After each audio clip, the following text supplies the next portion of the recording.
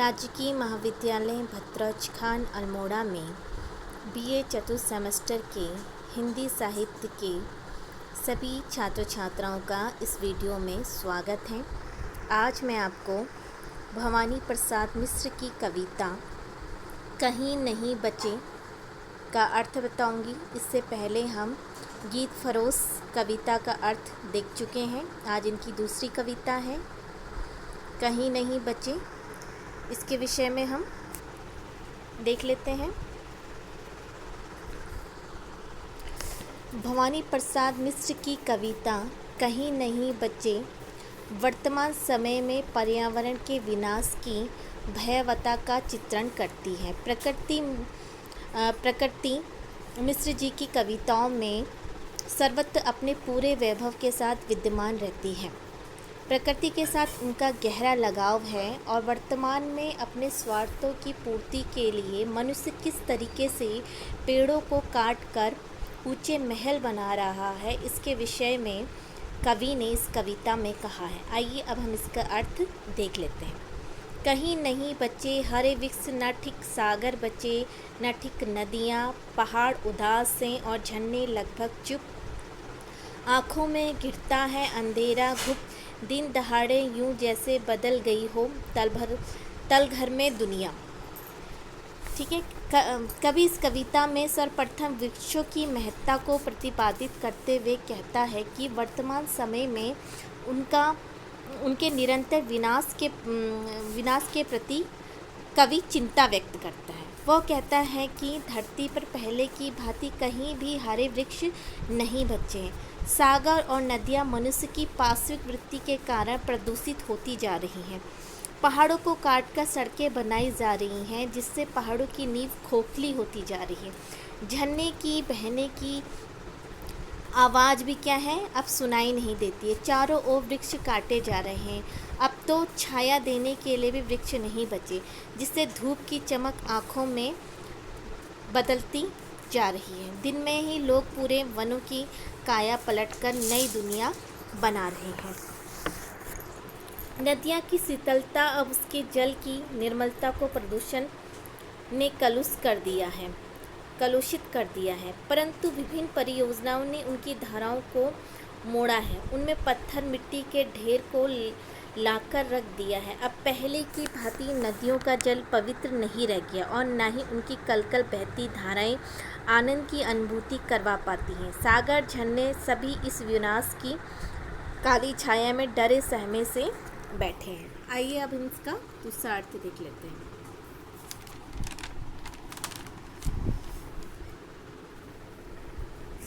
कहीं नहीं बचे ठीक हरे वृक्ष, कहीं नहीं बचा ठीक चमकता सूरज, चांदनी उछालता चाँद स्निग्धता बेखरता तारे कहीं के सहारे खड़े, कभी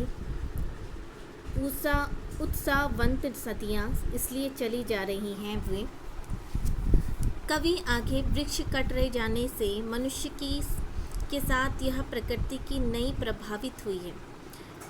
ठीक है। कवि यहाँ पर कह रहा है कि वृक्ष के कट जाने से प्रकृति के साथ नदी भी प्रभावित हुई हैं, बल्कि धरती जल वायु अपितु पूरा अंतरिक्ष उसमें घूमते ग्रह नक्षत्र मानव की शीतल चांदनी चमकता सूरज और तारों की टिमटिमाहट सब कुछ पर्यावरण के विनाश की भेंट चढ़ गया है। दिन प्रतिदिन बदलते प्रदूषण की कालिमा चाँद तारों की चमक को धुंधला बनाती जा रही है। सूरज की रोशनी भी फीकी पड़ती जा रही है। वायु प्रदूषण के कारण आज धरतीवासी को सही रूप में सूर्य चाँद और सितारों के दर्शन दुर्लभ हो गए हैं। इनको आसानी से नहीं मिल पा रहे हैं। अब इसका तीसरा अर्थ देख लेते हैं। सिर झुकाए हरेपन से हीन सूखेपन की ओर पंछियों के आसमान में चक्कर काटते दल नज़र नहीं आते, क्योंकि बनाते थे वे जिन पर घोंसले वे वृक्ष कट चुके हैं। कवि कहता है कि अब पृथ्वी पर पहले की भांति हरियाली नहीं रह गई है। सारे हरे वृक्ष कट गए हैं।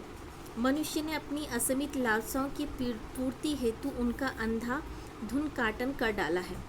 सारे के सारे जंगल विनाश कर हरियाली की जगह कंक्रीट के महल खड़े कर लिए गए हैं। एक समय था जब धरती हरे भरे वृक्षों से भरी थी। वनों से भोजन, लकड़ी, आवास आदि मूलभूत आवश्यकताओं की पूर्ति किया करते थे।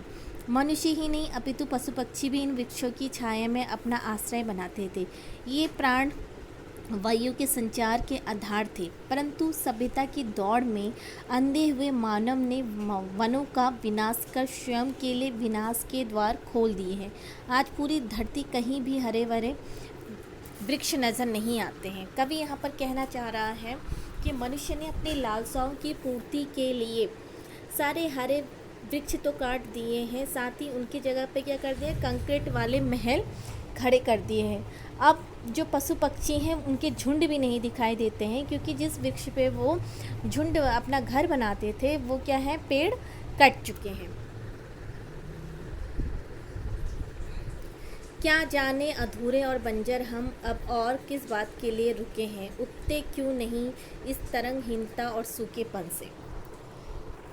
अब यहाँ पर कवि कहना चाहता है कि मनुष्य अपनी लालसाओं में इतना अंधा हो गया है कि वह धरती को बंजर बनाने लगा है, जबकि वह स्वयं अंदर से बंजर है। वह अपनी कमज़ोरियों को छुपाने के लिए इस प्रकार के कार्य करता है। पता नहीं कब वह इस बात को समझे या प्रकृति के महत्व को समझे, तभी वह अपनी विनाशकारी प्रवृत्ति से हरे भरे वनों को बचा पाएगा। उसे अपने इस कार्य में मज़ा आता है, तभी तो वह इस कार्य से उबता नहीं है। उसे इस बात की भी हिंता नहीं है कि न जाने कितने पक्षियों का घर उसने छीना है, न जाने कितनी नदियों और झरनों को उसने दूषित किया है। वो इस सूखेपन से भी खुश है, उसे ऐसे ही रहना पसंद है। हरा भरा वन उसे अच्छा नहीं लगता, उसे तो ईंट और महलों के बड़े बड़े मकान ज़्यादा भाते हैं। अब हम इस कविता का जो है लास्ट पद देख लेते हैं, पंक्तियाँ देख लेते हैं। उठते क्यों नहीं हैं यूं कि भर दे फिर से धरती को ठीक निर्झरों नदियों पहाड़ों वन से। कवि कहता है कि मनुष्य प्रकृति के संरक्षक से भक्षक की श्रेणी में पहुंच गया है। सदियों से जो पर्यावरण संरक्षण की भारतीय परंपरा रही है वो पूर्णतः नष्ट होती जा रही है। अब हम अपनी प्रकृति स्वर्णिम आतिथ्य कहते जा रहे हैं, अपनी प्रकृति और संस्कृति की विरासत को खोते जा रहे हैं, कृत्रिम सभ्यता की ओर बढ़ते जा रहे हैं। पर्यावरण का यह विनाश मानव की सभ्यता का विनाश बनकर बढ़ता जा रहा है। अतः कवि समय रहते धरती की हरियाली, नदियों, झरनों, पवित्रता, पक्षियों के आश्रय को बचाने की गुहार लगा रहा है, क्योंकि पर्यावरण संरक्षण से ही मानव का अस्तित्व जुड़ा है। यहाँ पर कवि यह कहना चाहता है कि अगर हम अपनी प्रकृति को ही नष्ट कर देंगे तो हम किस प्रकार से उससे मूलभूत सुविधाएं उठा पाएंगे। कल के दिन हमारे पास सांस लेने के लिए ही वृक्ष नहीं होंगे तो हम किस प्रकार से अपनी सांस लेंगे। मानव ये करके प्रकृति का विनाश नहीं कर रहा है, वो अपना ही विनाश कर रहा है, यानी कि अपने ही अस्तित्व को मिटाने का प्रयास कर रहा है। क्योंकि इस पीढ़ी को हम ये देख रहे हैं, लेकिन हमारी जो आने वाली पीढ़ी है वो तो कुछ भी नहीं पाएगी, उसके पास तो हरे भरे वन ही नहीं होंगे, तो वो कैसे प्रकृति से मूलभूत सुविधाएं ले पाएगी। इसलिए यह कवि उन मनुष्यों से गुहार लगाता है कि हमें हरे वृक्ष लगाने चाहिए, ना कि उनका काटन करना चाहिए। अतः कहा जा सकता है कि भवानी प्रसाद मिश्र ने अपनी कविता के माध्यम से वर्तमान में हो रहे पर्यावरण प्रदूषण का संरक्षण जैसे ज्वलंत मुद्दों की समस्याओं को अपनी कविता का विषय बनाकर भावी पीढ़ी के मनुष्य को संकेत किया है कि अगर वह पेड़ नहीं बचाएगा तो एक दिन सब कुछ नष्ट हो जाएगा। यहीं पे ये कविता समाप्त होती है।